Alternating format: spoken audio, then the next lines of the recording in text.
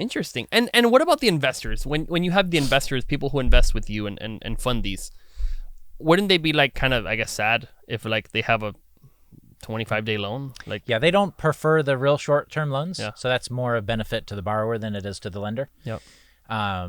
But some prefer short-term investments. You know, they don't want the loan to last longer than 6 months because they feel uncomfortable. You know, if you think about it, Fannie Mae, Freddie Mac, you know, the big institutions, they set the rules that every bank has to follow. Yep. Every bank has to be on their page. With private financing, every single person creates their own criteria. Yep. So I've got 600-700 lenders that lend through us. So we have 600 to 700 different opinions of what this loan should or shouldn't be. So if investor A doesn't like it, it's a high probability that investor B, C, Z, or D are going to be totally fine with it. Interesting. Do you run through like a software or anything, or you just kind of know? Well, I don't have a software now. Okay. Just check. I mean, I don't know. You know, you put in the number. Okay, boom, bing, I've bing. done it long enough that I know it would be good to have some kind of software, but yeah. And do you feel like right now do you need more people lending? Like what's in more short? Because right now there's not that much activity. So your lenders want to lend more and they can't. I guess is that probably where it's at right now. So it's for us in our business, in our mortgage business, it's a constant balancing act. Sometimes we'll get too many borrowers, and then we have lenders who are out of funds, and some only want very specialized loans, so it makes it more difficult. Yep. And then we're working heavy to get more lenders, and then vice versa. Sometimes we have too many lenders and not enough borrowers. Right. So there is no week to week it can change. Okay. Yeah. Okay. Interesting. And these lenders, are they like? What did they get out? I mean, and maybe if you can't talk about it, fine. But like, well, lenders, you know what they're I mean? just like you or me. Yeah. So what would you want out of an investment? Yeah. Well, I have high standards. Yeah, you want good return. Yeah, but I mean, like each deal you approve one person, and you might say, hey, here's a consumer loan. We don't know if they're going to pay in 30 days because they could pay early without telling you. No, like the consumer loan. You take a consumer loan, they say I'm going to take it for a year, and they paid off in a month. Yeah. And that's just how the cookie crumbles. No? It's how the cookie crumbles. All we can do is just give them the average. Our consumer loans on average last 11 months. Okay. So average is 11. Yep. You might get the short end of the stick and get the 1 or 2 month guy. You might get the long end of the stick and get a 2 or 3 year loan, but average is going to be 11 months. And how does it pan out? Like, okay, so let's say the person who's lending the money, they're like, okay, just give me 8% and I'm good. Then if the loan is 10%, you guys are just getting a 2%. Like, or how does that, like, is there a criteria, or you kind of, how do you decide? So when a loan comes in, we decide on what the interest rate will most likely be approved at based on the property condition, the property location, and the borrower's interest rate with the lender, or interest rate with a bank? Like you're saying how much it would be at a bank? Or you're talking about the lender? How much it would be with our lenders. Okay. Yeah, because we don't do bank financing. We only do private financing. Yeah, okay. If you want bank financing, I look at my phone and tell you right now it's an average of 6.8. Yeah, exactly.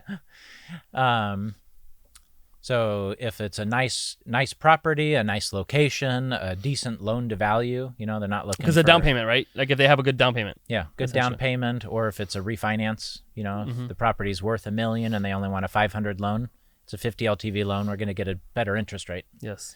Than $1 million loan and they want 750,000, you know. So then we determine what the most likely approval would come from our lenders. So your loan will come in most likely at 11%. So we're looking at roughly 11%, and these are the costs. If that works, give me these documents. Then I submit it to my lenders, and they say approved or declined, or I'd like to also see a couple other things, you know. And then so you make the money on the origination then, and not on the APR part. So no APR with us. That's not APR. We make it real easy. You mean with you as a broker, or you mean because the lenders have the APR? No. Well, or it's not exactly. APR is the annual percentage rate, right? Yes. And that is the percentage that's assigned to a loan that's a combination of the interest rate, the costs and fees to get the loan, the length of time on the loan. You know, it's like this giant complex mathematical thing, and most people can't even figure it out, and they have whole computer programs designed just to give the To know equation. what the APR is. Okay. And So it's more interest rate and then origination fee. Two things. yeah, Mostly. correct. Okay. Yeah. And so your company makes the origination, Yeah. and then the The lenders lender- gets the full interest rate. Yeah, so there are a few different models that can be set up with private financing. Yep. The lender gets the full interest rate, and now the broker has nothing to do with it anymore. Yep. Or the lender gets a lender rate, and the borrower gets a note rate that's maybe 1% or 2% higher that covers the cost of the servicing for the lender. Okay, because you service a loan. No, now you could service it. Correct. And then before you didn't used to service it. Yeah. And now you do service We it. have a servicing company that services loans. Yeah. So you get 1 point, have 1.5 Yeah, point, so you whatever, get half a couple point, so- points on the origination, and then you get a couple points, a point or a point and a half on the servicing of the loan on behalf of the lender. Otherwise, who services it? Before you would give it to another company to service it? Yeah, either another company would service it or the lender would service it himself. Wow. Yeah. And then if the lender doesn't get paid, they just go, "Good, I'm taking your house," or what? Like, I don't know how often that happens. Not quite as but- as rough as that. Most people are good, and Yeah. they want other people to do well. Yeah. Right? Yeah. Every now and then there's a bad hat out there, but in the main, we're all in this because we all want to do well. Yep. So most lenders will work with the borrower in the event that something occurs in the borrower's life that prevents him from being able to make his payments, right? We had one borrower, literally the month after we closed, he lost his job. Right. Yeah, there's no way to predict that, yeah, yeah, right? But it happened. So the lender, could defer a couple payments to give him a couple months to get back on his feet, or reduce the interest rate in a modification of the loan to give him a lower monthly payment, or whatever. There's a number of different things that could happen. But worst case scenario, you got a borrower who just doesn't make his payments and he's unwilling to cooperate with you or communicate. So after a couple months, you start what's called a foreclosure process. Starts with the notice of NOD, notice of default, and that signifies to the borrower that you're starting the process to foreclose on him. Yep. Now he has a reinstatement period of a few months, so he still has time to get it solved. It doesn't mean as soon as you issue that, the lender is now taking. So you have 2 advantage months of to the be guy. like, "Hey, you fix it, this, whatever," because now you have the notice. You've shown, "Hey, I'm telling them it's happening unless they Yeah. pay me." Exactly.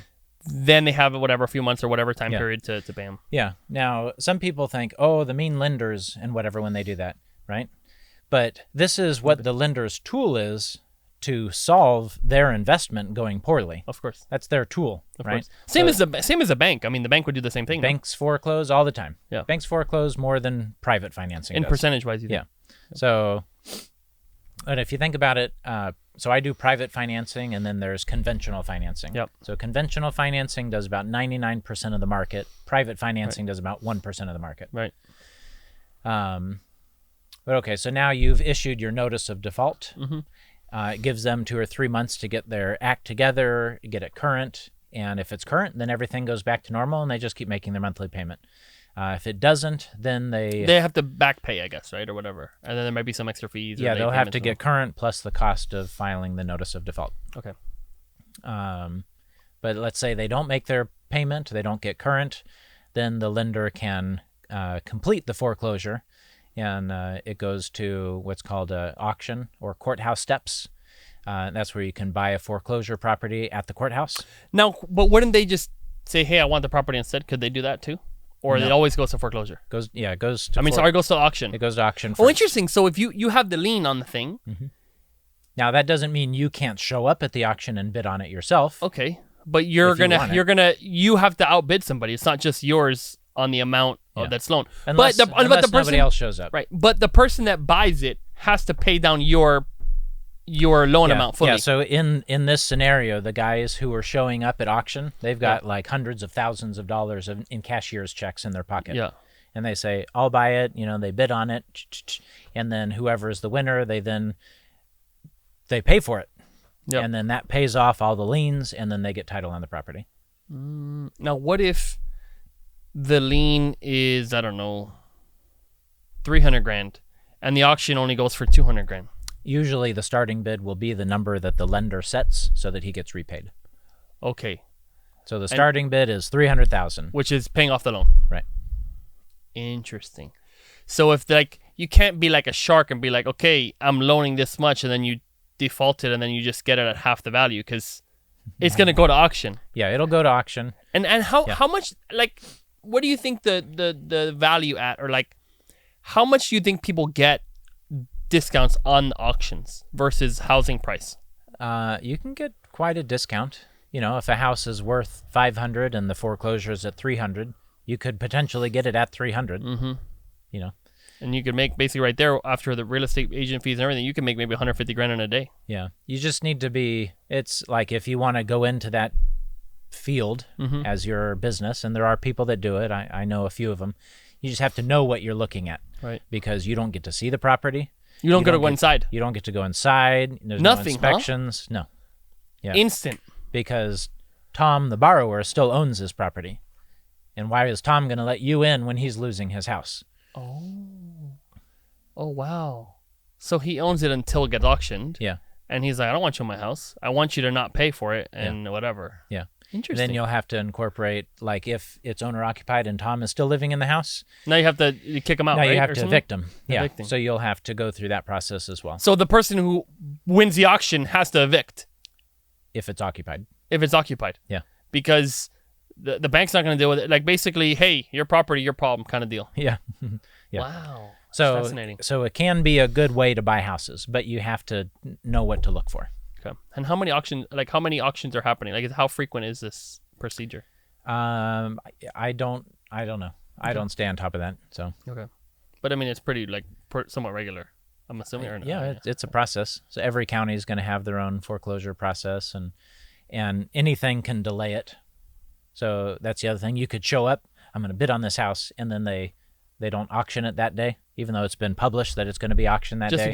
Just because was city, or is that the city of California or city of whatever? No, because the lender agreed to give the borrower one more week. Oh. Or you got a hurricane that's about to happen. There's a tornado watch outside, so they canceled it today. Pushed and it. who runs this auction? The bank or the the city, the county? Let's see, who runs the auction? I'm not sure who runs it. Okay. Yeah, I'm not sure. Fine. The auctioneer runs it. Yeah, exactly, some person. Interesting. Okay, cool. And